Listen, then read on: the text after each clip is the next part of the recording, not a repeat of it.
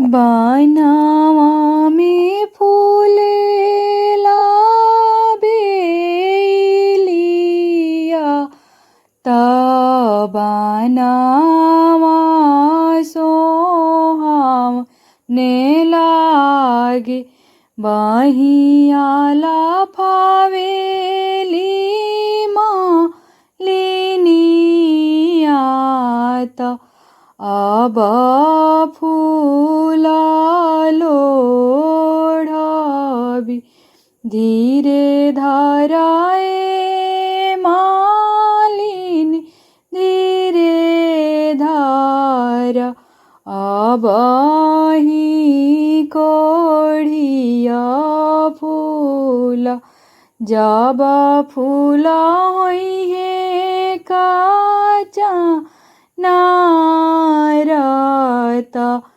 बही फूला लोढ़िया माड़ावा में बैठे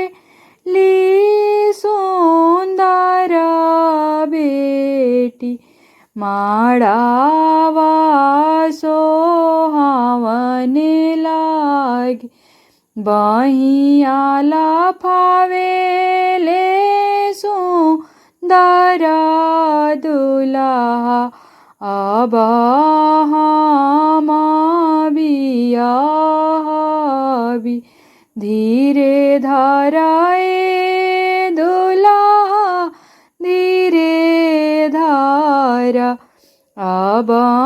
ही पापा के जाएंगे जब पापा देहबे कन्या दानता बहिरउरा बियाहबी जब चाचा देहबे कन्या दानता बहिरउरा बियाहबी जब भैया धारा वागिराई है तब बहिरउरा बियाहबी जब भैया लउआ में राई है त बहिरउरा बियाहबी बनावा में फूलेला बेली आत बनावा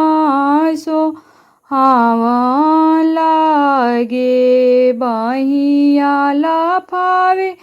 ली मालिनियात अब हम लोढ़ाबी।